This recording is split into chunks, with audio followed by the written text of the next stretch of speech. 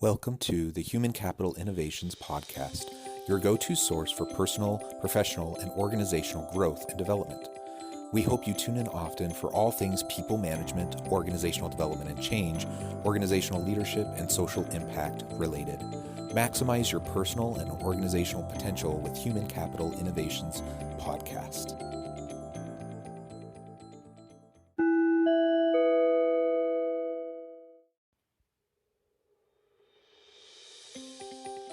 Welcome to the Human Capital Innovations Podcast.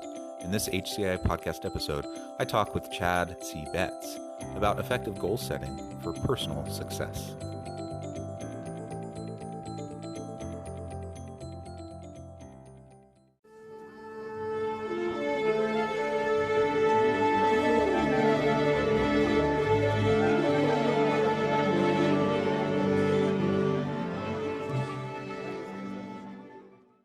Chad Betz, welcome to the Human Capital Innovations Podcast. Thank you. Glad to be here. Yeah, I'm excited to have this conversation with you today. We've been preparing for this for a while now, and it's an awesome opportunity given the current environment that we're in, and people are kind of still, we're almost a year into COVID, and people are still into this weird reality, and that many people are in lockdown, or they're trying to juggle kids and homeschool and work and working virtually and all these sorts of things. It's been a messy year, yet we're coming out of it, I think, hopefully learning to be more resilient and more gritty and realizing that we can do hard things. And I think within that context, it raises our awareness about self-development and the opportunity that we have to learn and grow and better ourselves. And I know you do a lot of work around goal setting and how to do that effectively to drive personal success. So that'll be our focus today as we have this conversation. As we get started, I wanted to share Chad's bio with all the listeners. Chad C. Betz is a financial service executive with over 20 years of experience, a keynote speaker, and author of Late Bloomer, It's Not Too Late to Succeed, a highly reviewed book that uses his experiences and personal stories to demonstrate how people can succeed at any age. He advises CEOs and coaches, business people. Chad holds a master's degree in economics. Chad is also a martial artist with black belts in 2 non-traditional styles. And I know you're currently studying another style. I'll let you tell us a little bit about that if you don't mind. Sure. He's a husband and a father of 2 plus an overweight, prematurely gray dog that reminds him of himself. That's great. And I have 2 dogs myself. And I think dogs add so much to the home environment. I love them to death.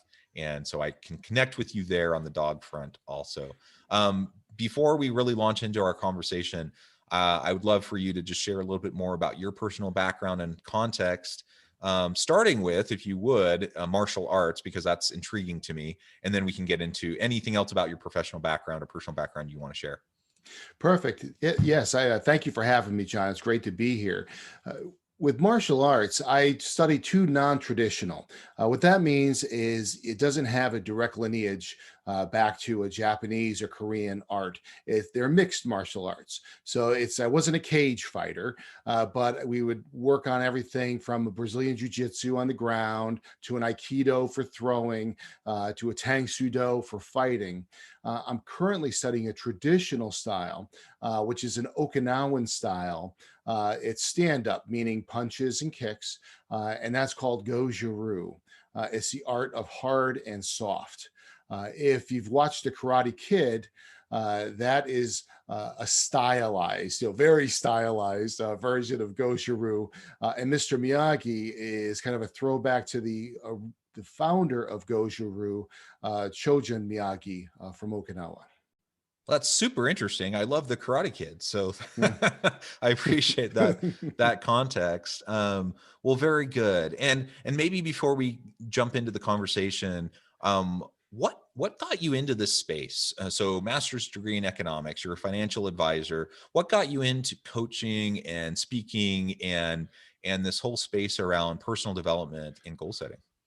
It's funny, you look at economics. How could you be a coach? You should be sitting in front of a computer with really thick glasses on. I did public choice economics, which was the economics of decision making. So it actually has a a place in coaching. Where I really started was when I started writing a book. I was working on a novel, and people were saying, "Oh, I could never do that." And then talking to people about exercise routines and martial arts. "Oh, I'm way too old to do that." And it turned out they're younger than me. So I started cataloging all these I can'ts and I couldn't, and this and that. I'm too old, I'm too fat. And those ideas became an outline became a book, and the book is published, Late Bloomer. And from there, from the momentum I've gotten with talking to people about the book and people reading the book, I've gotten into helping people directly with succeeding, especially when people get in their 50s.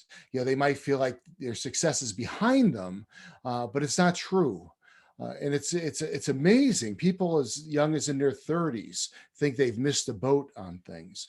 So the idea that we've missed out is a fallacy. Now, I'll be realistic. I mean, I'm not going to be an Olympic sprinter ever, but there's goals that I could have, and I'm not too old to achieve them. Well, I love that. And it is an interesting thing. And maybe it's a Western mindset. Maybe it's an American, something that's driven through our society here. But you talk about, you get through high school, you go off to college, and you get like on this expectation for this linear path towards like continual growth and development. And that's where you get people who are 30 and they're like, I don't like what I'm doing. Or maybe Right. they don't feel like they figured things out, or they're 40 and they're going through a midlife crisis and they're like, I hate my job. What am I supposed to do? And the realization, hopefully that people get to, is that you're never too old to reinvent yourself. And there's no, it's a myth that there's this one linear path that we take on towards personal success, career success, etc. I don't know about you, but I've zigzagged all over the place. Right. And I think that's most people. Very few people figure out what they want to do very early on, and then they just keep going that direction, and they just have continual upward growth. Most people zigzag. They make lateral moves. Sometimes they take a step back. They have to figure out what they want to do, and then they reinvent themselves. And I think that's very healthy. And so part of it's just reframing, what does success look like? What is success to me? And I know that's one of the first things that you do with people you work with, is helping them to define success for them. And it's really reinforced in the media. We see the 20 under 20s and the 30 under 30s. And that's what's really just thrown at us all the time. And we forget the reason they are newsworthy is because they're rare. Like you said, most people have that zigzag path. And they're not, Elon Musk is an exception. He's not the rule to be that successful that fast. It takes time, and we do have twists and turns. And to be able to focus and realize that you know you may be upset and tired because you're working on the wrong goals. You feel like you are on that hamster wheel because you're helping someone else achieve their goals at the expense of yours. So you're tired and you're discouraged and you think you can't succeed because you're working on the wrong things. And that's where people around us who influence us in our goals have that big impact. Because if we're not working on goals that are meaningful to us, that we really believe in, we're not going to feel successful, even if we look like we're this really big success on the outside. So how do we go about defining success for ourselves, especially if we're getting pulled in, sucked into this media paradigm of the 30 under 30, 40 under 40 successes, the Elon Musk Mhm. examples? Um, how do I take a step back from that, and reevaluate myself and come up with what success should look like for me? Yeah, and this is the perfect time to do that self-reflection. As you mentioned earlier, I mean, we've been in COVID, we're frustrated, we're tired. It's time to just take a deep breath and hit that reset button. We've had our challenges, and now what can we do to move forward? So, how do we hit that reset button? One, we have to think about what we really want to do. Now, when we see the goal setting books, we always see big goals. That's their things. You can achieve big goals. Well, maybe I don't want to achieve big goals. Maybe I just want to maintain my lifestyle. What do I need to do that? I need to have a money stream. I need to have a certain level of healthiness. Maybe I want to experience new things. I want to travel. I want, to take classes. I want to learn new things. How can I do that? Maybe you need to take a job that gives you more vacation time so you can go and do those things. So, and it might be that you do have that big goal, and how do you find those? The way I did it, I have this exercise, a 20 goal exercise, where you write down 20 goals that you want to do, from the practical goals all the way to the craziest thing you can think of. And then you put them in order. When I did that, one of my crazy goals was to write a book. Well, it's not so crazy now. It's achievable. I found that it was achievable. But what the goal exercise showed me was patterns. So I took those 20 goals, I categorized them from what I want to do the most to not so much. And what it showed me is I want to help people. I want to help people grow. I want to write books, and I want to coach people. That's the direction I wanted to go. So by putting yourself through that, by writing down your top 20 goals, identifying the patterns that they're saying this is what you want to do, you can really identify if you do have those big goals, if you want to write that book, or if you, like I said, if you want to maintain your lifestyle and travel. Those are all valid goals. We don't have to have these giant goals to be successful. Being able to go to Cancun twice a year can be success. Yeah. And it's different for all of us. And so, That's right. Sometimes it's, you grow up and maybe your parents put pressure on you to go on a certain path, a university path, a certain major, going into a certain profession. I know a lot of people feel that. I kind of felt that, not that my parents were trying to put on that pressure, but I felt that kind of pressure. And part of it for me was, I was one of those that changed my major 4 times as an undergrad. And eventually I got to the point where I switched from, a career path at a university with a really great reputation. If I would have graduated in that program, my ticket was punched. I would have had a very successful career. But the problem was I realized that I didn't like it. And I couldn't imagine myself doing that, for my career, even though I was pretty good at it. And so at that point, I feel lucky now as I look back 20 years later, I feel lucky that I had the courage at the time to make a dramatic shift. And I changed majors one more time. I switched to sociology of all things. Most people thought I was crazy because, why are you trading in this lucrative career to be a social scientist? And maybe it was crazy, but it resonated with me. It fit my needs better. And it was a better fit for what I wanted for my future and my family and, those types of goals. And I feel lucky that I did that. And that put me on a trajectory. Like I said, I've zigzagged since, but it put me on a trajectory that was much more consistent with my values and, where I put the most importance in my life. And not to say that that was the correct choice for other people, but for me, it was the correct choice. And I, with a little bit of hindsight, I can now look back and see that, even though it was super scary, to make that adjustment at the time. Yeah. And fast forward. Go ahead. People who have thought about making that change, but we'll jump into economics right now. They have the sunk costs. They've invested 20 years of their life in a career, and now it's super scary to go and jump into something else. That doesn't mean you shouldn't. And there's ways to do it on a part-time basis, and you'll build up so you have your day job and side gigs where you can go and start, you're not lost just because you've invested 20 years in what you think may be the wrong path. There's exits off the highway where you don't have to, jump into the deep end. You can stick your toes in the water and kind of slowly exit.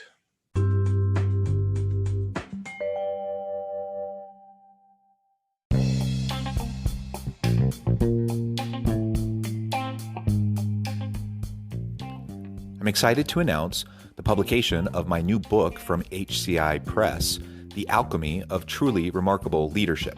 ordinary, everyday actions that produce extraordinary results. Consider how the nature of work has shifted over the past 50 years. With increased globalization, rapid technological advancement, and the shift in economic composition, the average job of today looks very different than the average job of 50 years ago. What will the jobs and organizations of tomorrow look like? Moreover, what does this all mean for organizational leaders? What are the core competencies and capabilities of organizations and their leadership that are prepared for continued disruption and geopolitical and socioeconomic shifts? Regardless of what the future holds, increasingly, leaders need to be socially minded, data-driven, decisive, champions of talent, and disruptors of the traditional notions of leadership, teams, organizations, and work.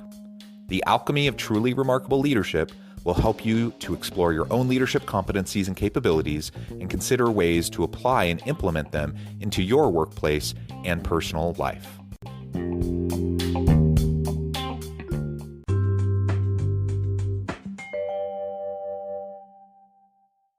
Yeah, and that's one of those things that I actually really love about, how we've moved towards more flexible virtual work from home types of work, but also the gig economy. And there's so many opportunities that I think many young people are availing themselves of to just try things out, to experiment and to see, you can go down one path based on some of your goals, but also have like parallel paths, right? And you can try other things out. So I think that's wonderful. And perhaps that's easier to do today than it was in previous generations. And so I think that's very fortunate. But it comes back to, like you said, defining success for you, which you can only do if you are practicing mindfulness and critical self-reflection. If you're so caught up in the busyness of your day-to-day, where you're just on the hamster wheel and you're churning and you're grinding out, you probably at some point can realize, yeah, I'm not very happy. Yeah, this isn't what I thought it would be, but you don't really know what else or what to replace it with, or what would make more sense for you until you take the time to step back. That's why there's so many movies about it, right? So people experiencing a midlife crisis or career dilemma, and they're not sure what to do. And so they quit their job and then they fly off to another part of the world and they spend 3 months finding themselves. Right. So there's lots of books and movies with that kind of a plot line. And if someone can do that, great, but you don't have to do that. You don't have to disengage from the world, to find yourself. You can do that while you're still engaged with your family and with the workplace, as you start to redefine what it means to be successful for you. Right. This is not the Matrix. You don't have to take the red pill. You can go and have a gradual change. And part of that change too is recognizing the influencers around you. You mentioned one of the biggest influencers are families. It's like they can have the impact on us from college that can last for years later. And you look at it and why are they doing it? Why are they hindering us? It's because they're trying to protect us. Oh, don't start a business. Do you know how many businesses fail? But they don't know. Yes, there's statistics about business failures, but going to talk to an expert on that business, of those business failures, how many of those just jumped in the deep end and didn't get the information beforehand? How many didn't talk to somebody who's been in that business before? Talk to a business coach. Then our friends too. I go back to when I was, I'm not thin now, but I was really heavy at one point. And I was thinking about getting fit. And I wanted to, the idea of, I want to run a triathlon. Now, I haven't done that yet, and I might still do it, but I brought it up to my friends at a bar, and that was a mistake. The friends it turned into a really big, funny thing. The friends at the bar said, well, Chad, that, it's not smoking, drinking, and eating, and that, and I brought it down to the wrong path. So I got off of that path. So talking to the right people, it doesn't mean you have to alienate your friends. You go and talk to your friends, but if you want a fitness plan, talk to a fitness trainer. That's what I learned. I don't talk to my friends about fitness. I go to my gym and I have a trainer to talk to, and she really knows how to get people who are a little bit older, who are a little bit overweight, into better shape, and that's the path that I'm on now. And also our coworkers, for those of us who aren't self-employed, they might get a little jealous on things. They may not have the accomplishments. They may want to do something too, but not want to put the work in. When I first wrote my book, my coworkers were not supportive at all. It's funny, people I used to work with were very supportive. But when I had book signings, and I did this all after work, this was all odd hours. I never did it during work time. But people who I used to work with came, but my current people didn't. It's interesting because it's how that works. You can't you have to make sure that you're going to the right people, going to the experts, going to people who have your interest at heart, who want to see you succeed on the path that you're setting for yourself. Yeah, and I think that's absolutely right.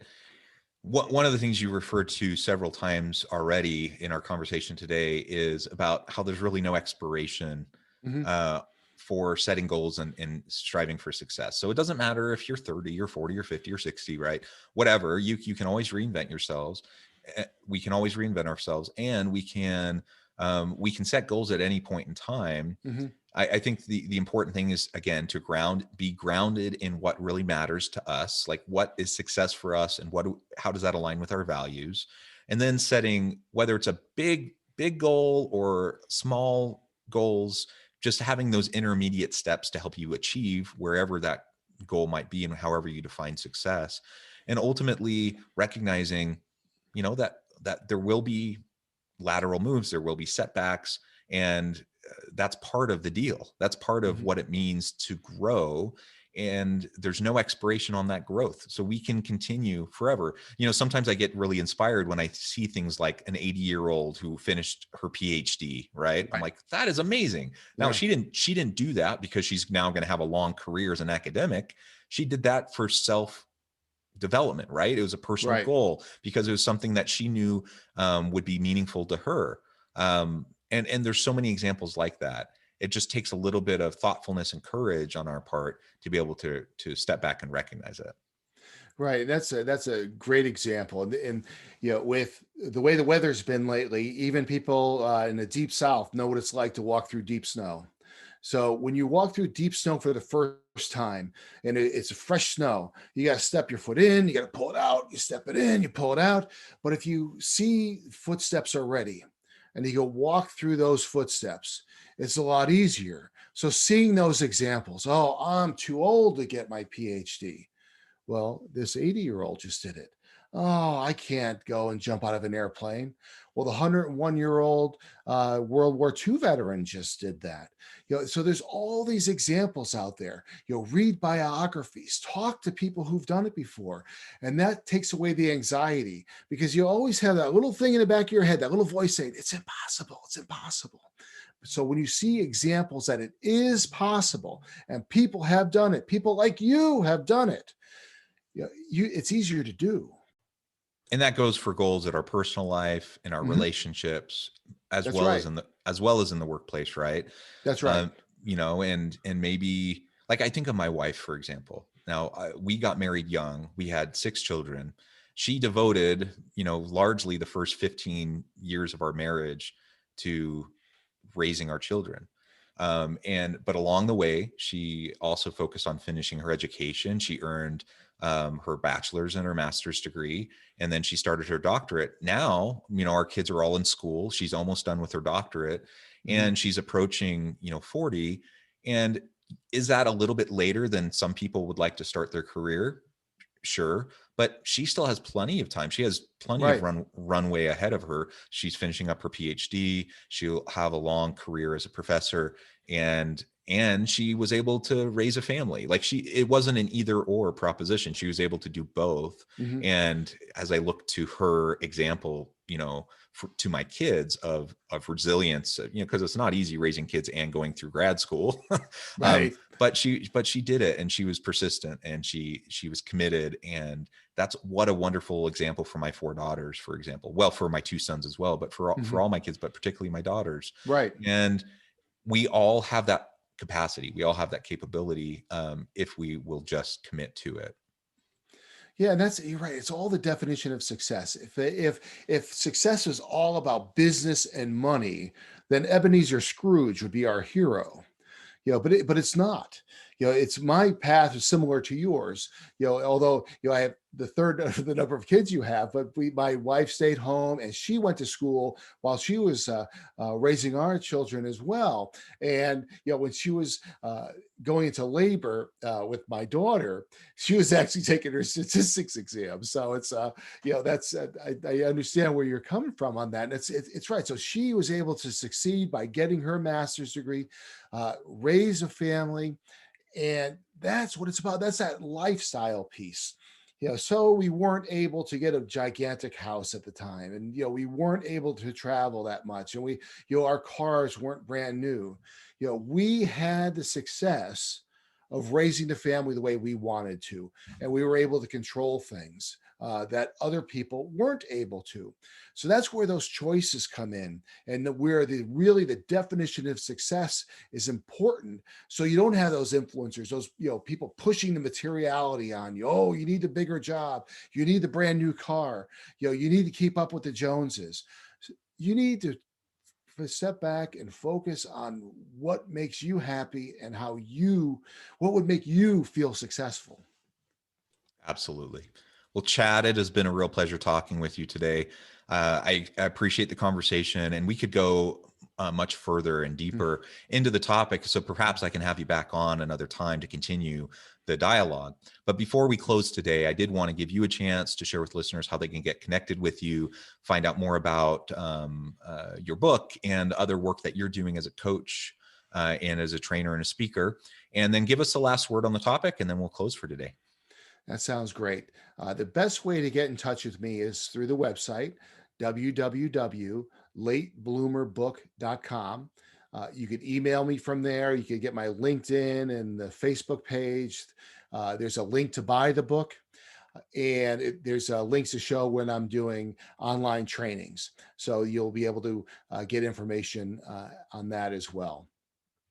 What I would leave with is, this is the time to really just hit the reset button and take control of your life. No matter what mistakes you've made, no matter if you are on the right path or you don't think you're on the right path, you have it in you to find success. You just have to step back, define that success, recognize who around you is influencing you, and if that's supporting or hurting your chances of success, and move forward with finding the experts who could really put you on that right track. So go out there and find the success that you deserve. Wonderful. Thank you, Chad. I encourage listeners to reach out, get connected, check out the book, and find out how he can help you. And as always, I hope everyone can stay healthy and safe, that you can find meaning and purpose at work each and every day. And I hope you all have a great week.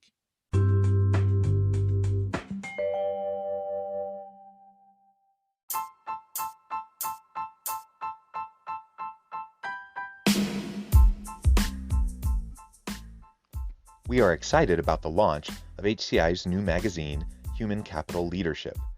Human Capital Leadership is a free, interactive e-magazine designed to help individuals, leaders, and organizations find innovative approaches to maximize their human capital potential. We will be publishing issues quarterly in August, November, February, and May. Check out the first issue and let us know what you think.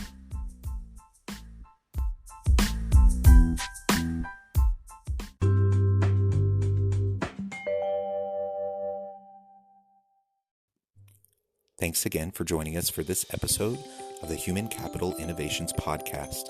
I hope you stay healthy and safe and that you have a great week.